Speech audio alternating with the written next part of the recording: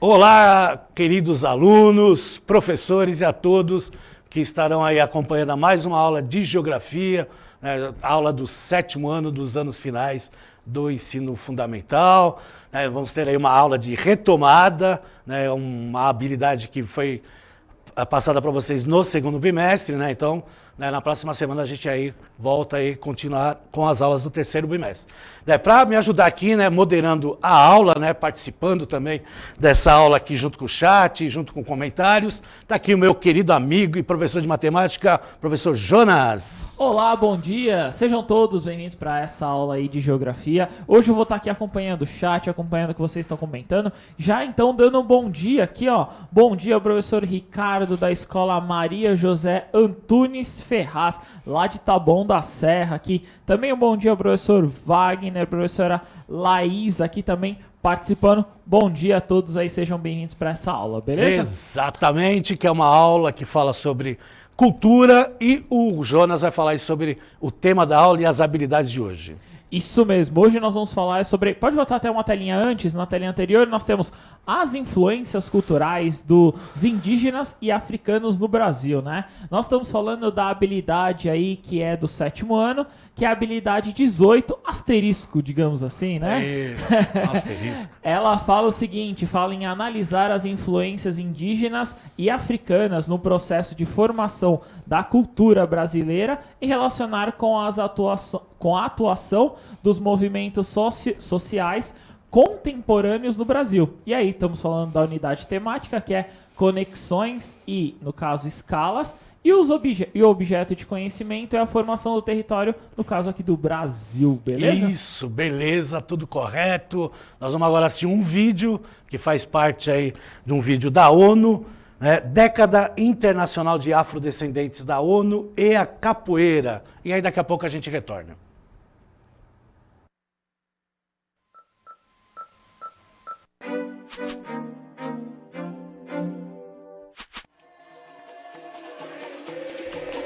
Considerada pela Unesco como patrimônio imaterial da humanidade, a capoeira é uma arte que aproxima as histórias do Brasil e da África. Nascida no Brasil em meio à escravidão, a capoeira não apenas cresceu no continente africano, como se propagou pelo mundo. A 10ª edição dos Jogos Mundiais de Arte e Capoeira, que aconteceu em agosto, foi realizada na região do Cais do Valongo, ponto de partida para conhecer a herança africana no Rio de Janeiro. Neste cais, desembarcaram mais de 500 mil africanos escravizados apenas durante o século XIX. A manifestação afro-brasileira, que hoje está no mundo e acontecendo aqui no Cais de Valongo justamente, é um encontro inédito. Os africanos chegaram aqui escravizados. Hoje, eles estão sendo convidados para demonstrar sua cultura e encontrar com a cultura afro-brasileira, encontrar com o samba, com a capoeira, com o jongo, com o maculelê. Então, uma coisa inédita. Esses anos todos, nunca aconteceu uma coisa como essa. O africano chega aqui como convidado com outro discurso e outra situação.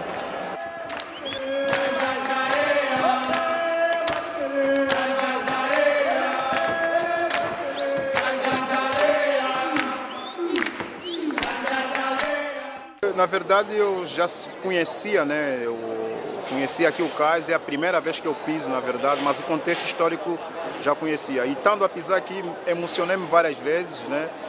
Senti a energia, a presença, né? Então, isso é bastante importante no contexto histórico para os africanos e para os afrodescendentes também, né? E isso fazendo parte da história, né? Eu acho que existem nas Américas muito mais lugares com esse contexto histórico, né? Mas o Brasil mais com a ligação com Angola, né?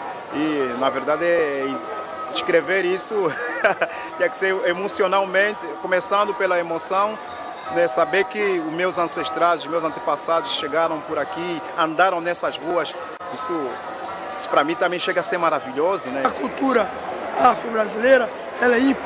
Então os avós da capoeira são africanos, mas a capoeira nasceu no Brasil. Eu costumo dizer, engravidou no navio negreiro e veio nascer em terra brasileira. Sem médico e sem parteira. Assim nasceu a capoeira. gente não consegue classificar se a capoeira é luta, se é dança, se é jogo.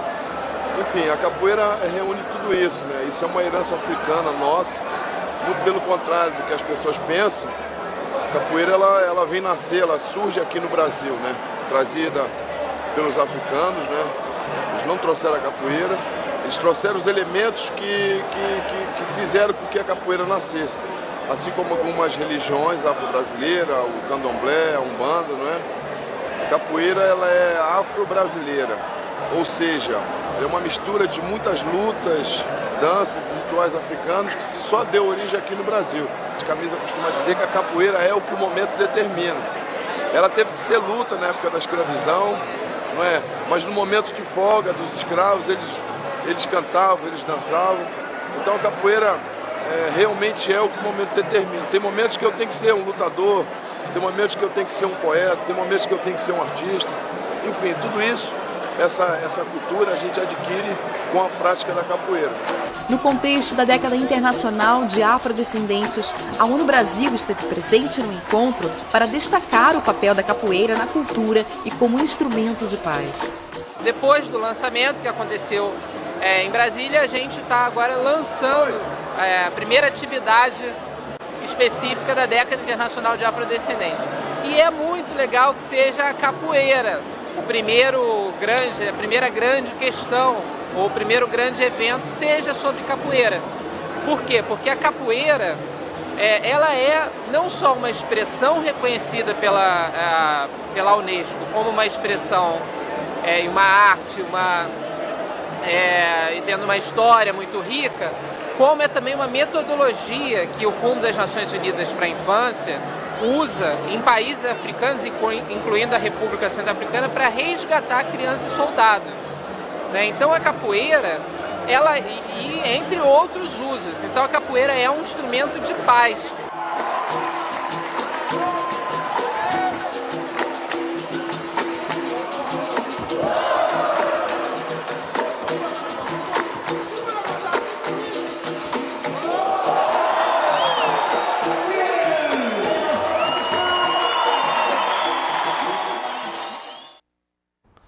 É isso aí. Então a capoeira aí, que foi mostrada aí mais, né, com uma maior ênfase, ela faz parte aí do nosso cotidiano, né, faz parte da cultura brasileira, né, os seus princípios, né, que vieram aí do continente africano, né, mas como, né, os professores falaram lá, os mestres, né, da capoeira, né, a capoeira ela é brasileira, Jonas. Sei. Isso aí. Inclusive, eu vi um comentário aqui, antes eu só queria falar um negocinho antes, que eu achei muito interessante, que a gente comentou aqui. O professor Giovanni tá aqui falando assim, ó, bom dia a todos, ele está na escola aí com os alunos, participando aí. Então você em casa, você aí na escola, sempre participando, é importante aqui. E aí um comentário, aí eu não sei se é professor ou é aluno, eu imagino que seja aluno, né? Ele colocou aqui, ó, Zilá Barreto Passiati. Ele colocou que é de Atibaia. A capoeira passou de geração em geração, né? Isso que é interessante, né? Sim. Esse modelo que eles vêm passando de um para o outro, né? Por isso que essa questão de ser brasileiro é importante, exato. né? E manter, né, essa herança cultural, né, através das comunidades tradicionais que nós temos aqui no Brasil. Né? Por isso que é importante estar nas habilidades, né, do ensino fundamental e também trabalhar no ensino médio, porque vira um costume, porque já que nós temos palavras, né, formas de agir, cultura, né, dessas comunidades tradicionais, principalmente da comunidade indígena e das comunidades quilombolas, o porquê não também ensinar, né, nas nossas habilidades que nós temos aqui. Fora que, para mim, é muito gratificante, né, e é muito legal apresentar esses vídeos e até apresentando as aulas que a gente faz aí no nosso cotidiano desde o ano passado. Bom, vamos lá para a próxima tela, que a gente comentou sobre década internacional de afrodescendentes.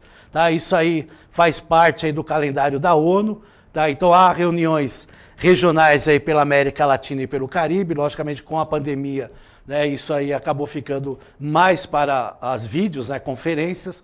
Né? Então são várias reuniões. Né? Aqui em Brasília teve lá o encontro de 3 a 4 de dezembro de 2015. Então é uma década, né, ou seja, são 10 anos para se discutir, né, os valores das culturas afrodescendentes aí, que é muito rica, né, e tem que ser sempre valorizada, tá certo? Pode voltar aqui para mim, por gentileza. Você tinha ouvido falar disso aí, Jonas, da década do Da década eu nunca tinha ouvido falar. Eu tinha ouvido falar que tinha um movimento, né? Nós temos um movimento, esse é muito importante. Inclusive, eu gostei muito da professora, acho que é Garcia aqui colocando, que a nossa herança cultural ela é muito rica, né? Muito rica. E que às vezes parece que não é valorizada, né? Então acho que é essa relação que nós temos, essa herança, que ela é muito, mas assim, muito bem disseminada, ela sendo bem disseminada, ela se torna muito rica pra gente, não é isso? E não tem melhor lugar para ser disseminado que a escola, né? Isso, verdade. A educação que faz com que, né, os alunos tenham esse conhecimento e se torne aí um cotidiano deles, né? Não só de quem é descendente, mas também para quem não é descendente. Eu sou descendente de imigrantes italianos, mas nem por causa disso eu vou deixar de respeitar os valores de outras culturas, né? Então isso é interessante retratar. E lembrando que o Brasil ele é um dos países, para dizer assim, talvez o maior país rico em diversidade cultural que nós temos aqui no planeta, tá?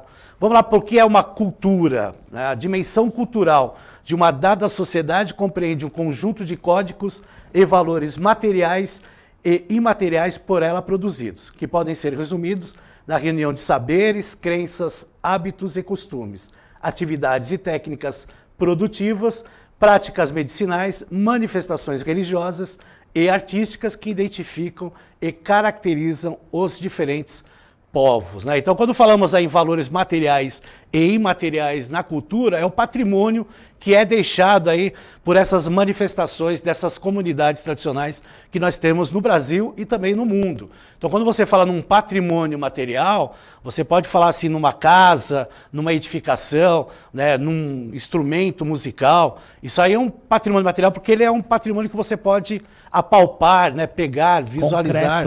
Concreto, exatamente isso, Jonas. Agora, quando você fala num patrimônio imaterial, que faz parte da cultura imaterial, você fala de uma letra de música, você fala de uma crença religiosa, né? A capoeira, né? Que tem seus instrumentos materiais, mas que tem, né, toda a sua finalidade imaterial, né? Que por sinal, a capoeira, isso já foi falado em aulas anteriores, ela é um patrimônio não só brasileiro, como também um patrimônio mundial tombado pela Unesco.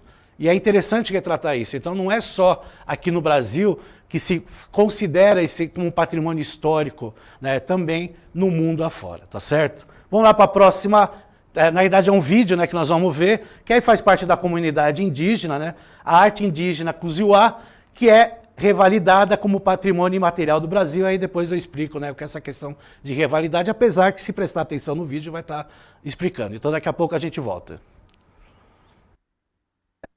Agradeço, dono da floresta, dono do rio, dono da terra, dono do peixe. E foi assim que Alcuru começou a nossa entrevista, pedindo licença à natureza para falar sobre a sua cultura, a arte Kuziwa. Pinturas corporais, desenhos e cores. Tudo isso representa a maneira como os índios Wayampi do Amapá se expressam.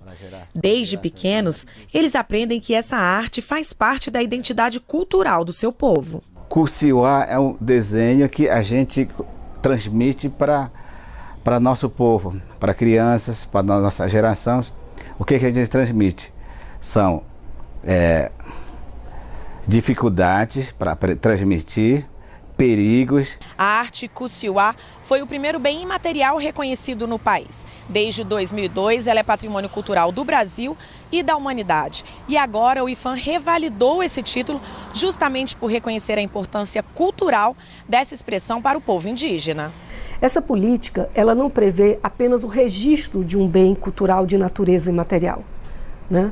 Mas ela prevê principalmente ações de salvaguarda para esses bens e principalmente para os detentores desse bem. E aí, dentro dessa política, a parte mais importante dela são justamente as ações de salvaguarda. Um bem, depois que ele é registrado, depois que ele é reconhecido como um patrimônio cultural do Brasil, ele tem que passar por uma revalidação 10 anos após o registro. A cada 10 anos você renova isso. Por quê? Porque diferentemente do patrimônio material, que é tangível, que é um patrimônio que é tombado, são as coisas, né? O patrimônio imaterial, o intangível, na verdade, ele está nas pessoas. A gente estava discutindo aqui a questão do patrimônio imaterial, né? E o Jonas fez uma pergunta legal, até falei para ele, você podia ter falado ao vivo, porque até muitos alunos, né, têm essa curiosidade, né? Quando a gente fala dessa questão do patrimônio imaterial, né, por que ele tem que ser revalidado? A própria capoeira, ela é imaterial, porque imagina que, logicamente, isso não vai acontecer, né? De ninguém mais praticar capoeira. Ela vai deixar de ser mostrada. Mesmo que ela aparecer em vídeo, ela não é mais um costume.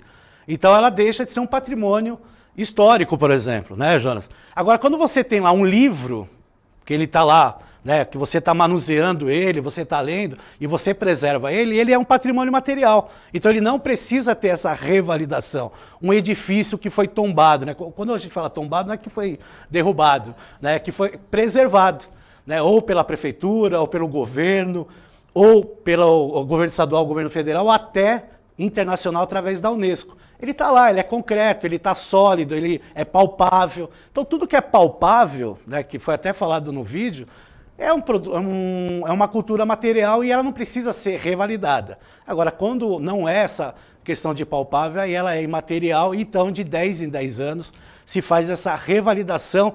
Por isso que a gente fala, né, preservação de costumes. Né, e os costumes é o dia a dia, é o cotidiano da gente estar utilizando isso, tá certo? Vamos lá para um grupo artístico, que são as escolas de samba, né? Que nós temos aqui no Brasil, né? Época de carnaval. E aí nós temos um mapa, né?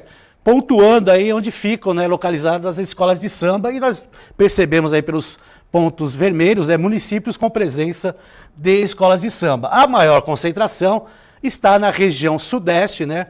No polo lá, São Paulo e Rio de Janeiro, né? Mas tem também, né, um destaque em Minas Gerais. Olha lá no Rio Grande do Sul, né, Jonas? Sim. Tem, né, vários, né? Porque a gente acaba falando, concentrando muito, né, eixo o Rio-São Paulo, né? Mas olha, também tem em outros estados. No né? norte também, né? No Você norte, vê alguns pontos, né? Que já tem, né, escolas de sambas aí um pouco diferentes do que a gente está acostumado aqui no Sudeste, né? Com outras tradições, né? O Bumba Meu Boi, por exemplo, né? Eles eu ia comentar essa mesmo. Eu ia até te perguntar, né, se eles entram, se eles são classificados nesse modelo de carnaval, porque eles são até fora do, digamos, do período de carnaval, das datas, né? Mas eles até usam, né, essa forma também até de atração turística, né? Como uma forma, né, tradição. E isso é importante retratar isso, faz parte da tradição regional, né? Então nós temos tradições brasileiras, né, num contexto geral, como é o caso do carnaval, como temos tradições regionais aí, né? Vocês podem até dar exemplos aí no chat que o Jonas, qualquer momento ele me interrompe e ele pode estar passando aí, né? Porque é sempre bom aí a participação de vocês, tá certo? Na próxima, né, nós temos aí, né, a imagem, né, dos indígenas aí, Camaiurá, né, tocando a flauta típica aí, a uruá, né? Então vocês já devem ter visto essa imagem, essas flautas longas, né? Então logicamente ela tem essa característica porque o som, ele tem um tipo de som, então é interessante retratar isso, porque tem essas flautas típicas também de menor tamanho, né? Então depende, né, da dimensão, né, e do tipo de som, né, que aí eu já não conheço bem, né? Aí o Anderson, né, poderia estar falando melhor, né, Jonas? Sim, sim. Sobre essa questão aí musical. Quer falar alguma coisinha aí? Não, é importante nessa relação, né, que são instrumentos que eles possuem que foram literalmente criados por eles, né? Isso que é bem curioso e é importante ressaltar, que o modelo, eu acho muito legal essa situação, porque assim, quando você vê um instrumento lá na loja, tudo bonito, teve alguém que construiu, moldou, e ali é muito interessante, né, como que eles conseguiram produzir. É muito acerto e erro também, né, que é essa relação, eu acho bem da hora. Porque a gente viu o produto final, né? Sim. Imagina o trabalho que se foi dá, fazer artesanal, fazendo uma por uma, né? Isso mesmo, fiquei pensando bem isso. O afinamento, né? Isso. A gente não imagina isso, né? Porque olha lá, toca tal. Não, mas tem, né, as suas notas, as suas formas aí de tocar. Vamos lá para uma atividade, Jonas? Bora. Vamos lá então, coloca aí na tela, por gentileza. Então essa atividade aí diz o seguinte, né? Quais são as regiões com maior concentração de grupos, né? No caso aí de capoeira, no território brasileiro. E a segunda pergunta aí, né, se eu observando no mapa também, quais são os motivos, né, associados a essa concentração? Então, olhando o mapa aí, eu consigo já identificar essa primeira resposta, e na segunda aí eu posso tentar supor uma possível digamos, solução para isso, Exato, né? Uma opinião, né? O porquê, né? Quais são as razões, né? Em 2 minutos nós voltamos aí.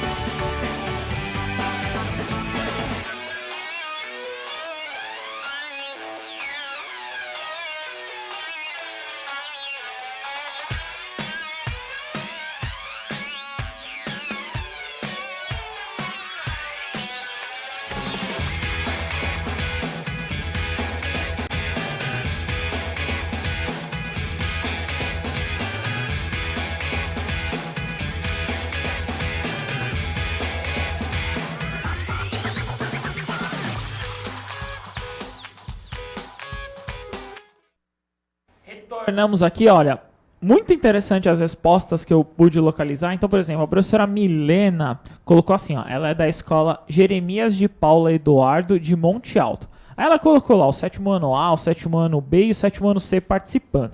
Para a resposta A, alguns alunos colocaram o seguinte, ó, o Theo colocou, acho que no Nordeste, né, ele colocou a ideia aí da resposta da primeira, né, a localização.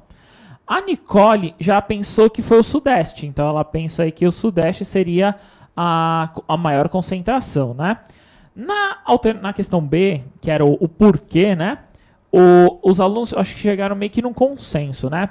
Os negros escravizados chegavam no Brasil em navios negreiros a partir da faixa litorânea. Eram levados para outras partes do país. Foi aí a justificativa que a professora Milena colocou. O professor Wagner colocando a resposta aqui, achei também interessante, que é a questão do litoral. Se você observar, ele não colocou nem a região, ele falou litoral, né? Ele colocou basicamente a costa brasileira, né? E aí ele falou assim, ó, devido ao desembarque, bem como a atividade escravista, no caso na Bahia predominava, né? Então foi bem nesse caminho. Aí, por exemplo, a professora Márcia, colocando a resposta Sabrina, né? Colocando o Sudeste. Sudeste foi um bem que apareceu junto com o litoral. Exatamente. Se a gente for analisar, pode colocar lá o mapa de novo, por gentileza. Olha lá, nós temos lá, né, como o professor falar, a área litorânea, né, das regiões Nordeste e Sudeste. Então tem lá, né, ambas as regiões tem lá maior concentração de grupos de capoeira. E o motivo qual que é? É o que foi falado aí por vocês mesmos, né? A questão histórica, né, do processo econômico que teve aqui no Brasil, né, da questão da escravidão, da mão de obra para a cana-de-açúcar, que envolveu aí a região Nordeste e, posteriormente, a região Sudeste, que se manteve, né, e até hoje se mantém, né, essa base econômica na área litorânea, principalmente destas duas regiões. Então, perfeita aí as respostas de vocês aí, parabéns e obrigado aí pela participação. Vamos lá para a próxima tela aí, que já está terminando o nosso tempinho. Famílias de línguas africanas, aí, vamos lá. Então, entre os séculos XVI e XIX, mais de 4 milhões de africanos originários de duas regiões da África subsaariana, né, o Banto e o Oeste africano, também chamada sudanesa, foram trazidos ao Brasil em cativeiro por meio do tráfico transatlântico. Em 1823, o censo apontava 75% de negros e mestiços no total da população brasileira. E aí mostra através das cores, né, as famílias de línguas que nós temos aí que são bastante variadas aí, tá? Vamos lá para a próxima tela, que aí já mostra, né, um mapa aí da África, né, mostrando várias palavras que nós utilizamos aí no nosso cotidiano, que é do derivado aí da influência africana. E aí fala aí da região Banto, que compreende aí um grupo de 300 línguas muito semelhantes, faladas em 21 países, tá certo? E para falar de línguas, também vamos falar das línguas indígenas. Vamos lá para o próximo mapa. Aí nós temos aí as línguas indígenas, né? E aí a coloração mostrando aí o grupo Tupi, o Marcogê, o Caribe, né? E vários outros que nós tínhamos, né? E algumas aí se extinguiram, mas temos ainda algumas línguas indígenas faladas aqui na América do Sul, tá certo? Para finalizar, um mapa aí de influência indígena também de exemplos de palavras que nós utilizamos, que depois aí os professores podem estar utilizando essas palavras aí, né, e até falar o que representa aí para os alunos, tanto, né, da influência africana como da influência indígena. Entra rapidinho aí no Saiba Mais, né, sobre aí a campanha Vidas Negras, tem aí o link, né, então pode imprintar. Beleza, pessoal?